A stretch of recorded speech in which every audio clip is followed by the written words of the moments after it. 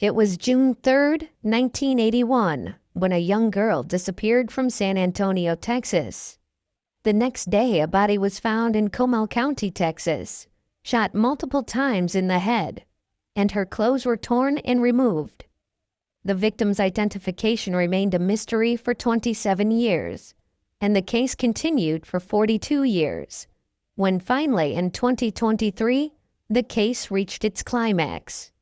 What took so long for the case to reach its conclusion? Why was the victim not identified for so long? Today, we will be highlighting a 42-year-long cold case of a young girl from Texas who disappeared in 1981. Before starting, we would like you to take a moment of your time and hit the like and subscribe button. Also press the bell icon to be the first to discover all the new cold cases. Now, let's take a walk through this atrocious cold case. San Antonio is the 7th populous city in the United States and the 12th most populous city in all of North America. It is also the 7th largest city in the U.S. The most traveled city in Texas, San Antonio, is the home to a rich colonial heritage, attracting tourists from around the globe. Places like the Alamo, the Riverwalk, and the San Antonio Missions National Historic Park enhance the beauty of heritage in this once Spanish colonial city. It is also a very affordable city, which makes it one of the most family-friendly places in all of the U.S. Who knew that the bright city of San Antonio has a darker side? The city of San Antonio was ground zero to many crimes in the 1970s and 80s, and this cold case also belongs to the series of unfortunate things that happened in those days. On June 4th, 1981, a partially clothed body of a young girl of about 17 to 20 years of age was found 7 miles south of North Braunfels, between the northbound access road and Interstate 35 in Texas. On examining the battered body of the young girl, it was understood that she was strangled and was shot 6 times by a .25 caliber pistol to her head. .25 caliber pistols are very small and can fit in the palm of the hand. The unidentified girl was found to be around 5 foot 3 inches tall and weighing about 118 pounds. With only this much to work with, police set off to try and identify the victim.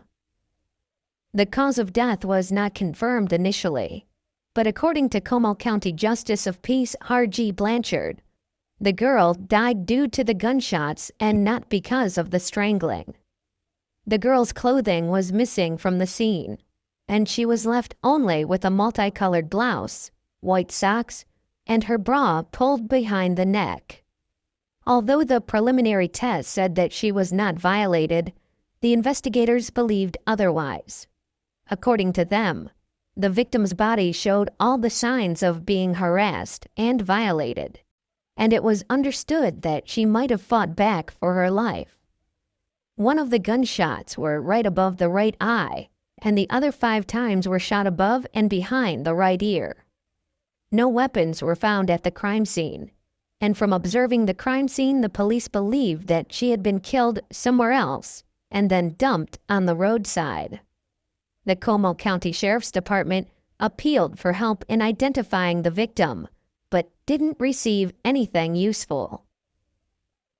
From the very onset of the case, the priority was to identify the young victim. In order to get some proper identification, DNA was collected from the victim's fingernails, and a drawing of her face was printed on posters which were spread throughout the city. Even after thoroughly continuing the search for her identification, the police got no results, as none of the people in the area, or even from the nearby locations, knew anything about the girl and didn't recognize her from the poster. Furthermore, her DNA sample could not be used to identify her, as at the time, DNA testing was not used widely, and the identity of the girl remained unknown, making the case critical. It was saddening for the officials that she had to be buried in New Braunfels Cemetery, Texas, as a Jane Doe, and not with her true identity. According to the police's hypothesis, the young victim was abducted and forced into intercourse. When she fought back, she was choked and shot. Then her body was left for dead on the I-35 near New Braunfels, Texas. However, no hard proof or any kind of evidence was there to support their assumption. Interstate 35 in Texas was a crime hotspot between 1976 and 1981. It was the hunting ground for a killer, or killers, who preyed on hitchhikers and motorists in trouble, claiming at least 22 victims in 5 years. And this young girl's case was included among them. The first suspect was a serial killer named Henry Lee Lucas, who was at large and was accused of murdering many people during those years. 2 years after the incident, in 1983, Lucas was arrested, and he confessed to the killing of the young girl. He, along with another serial killer named Otis Toole, confessed to many murders which happened during that time period. Lucas was sentenced to death on conviction for another homicide case.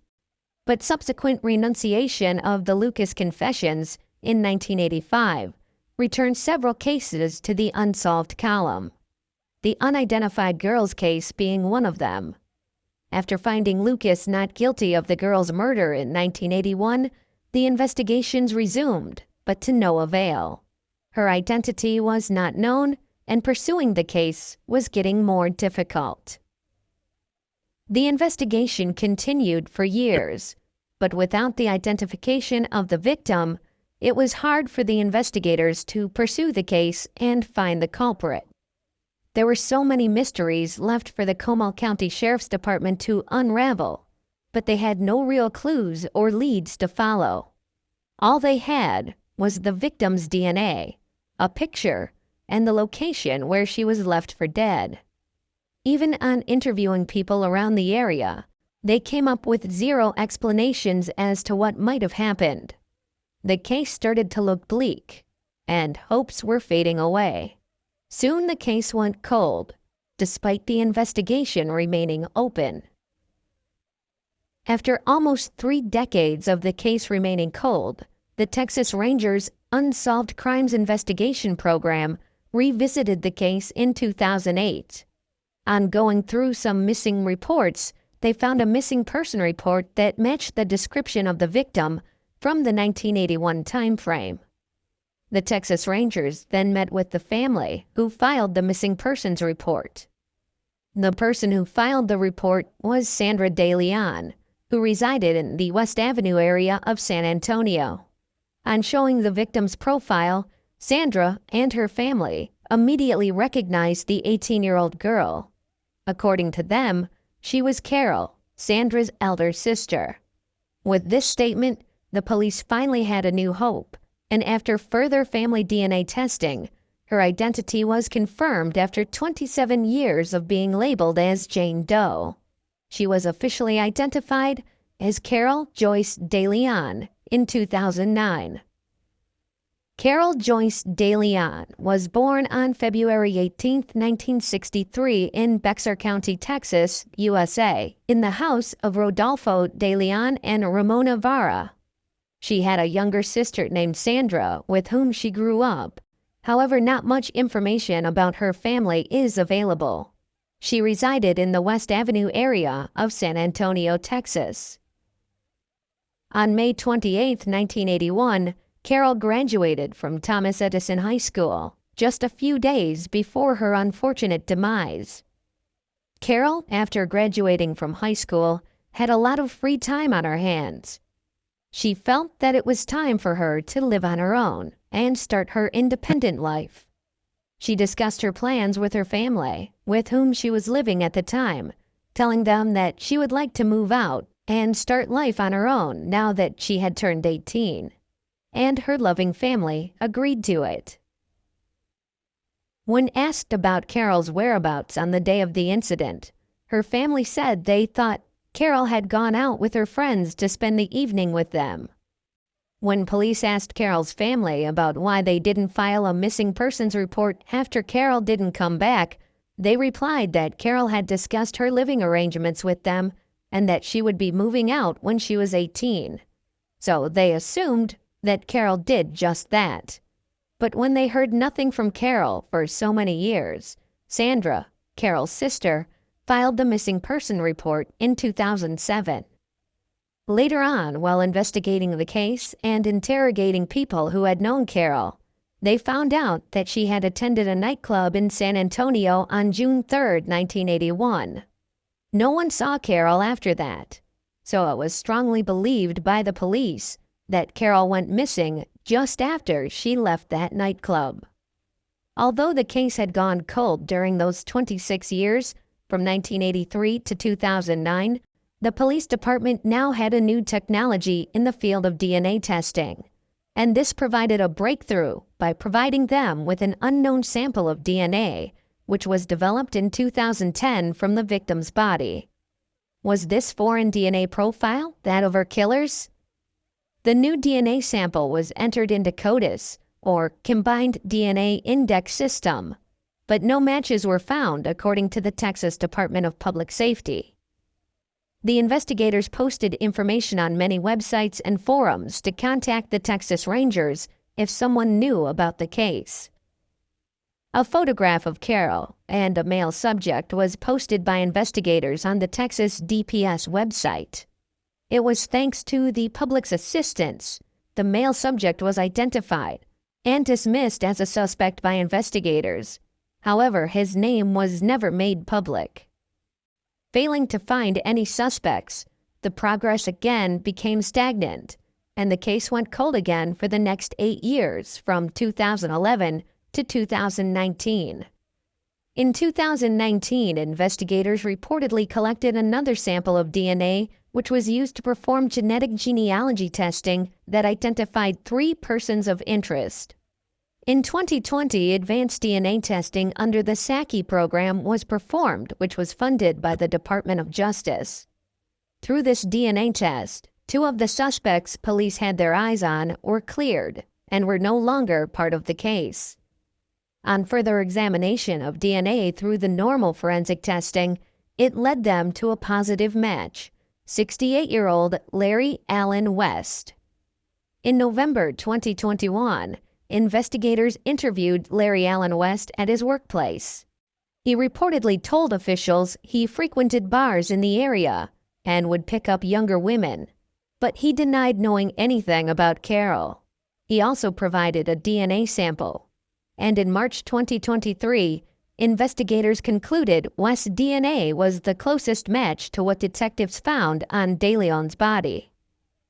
During interviews with West's ex-wives, the women told authorities that West was violent, and one of his ex-wives recounted that West allegedly assaulted and forced her into intercourse during their brief 30-day marriage.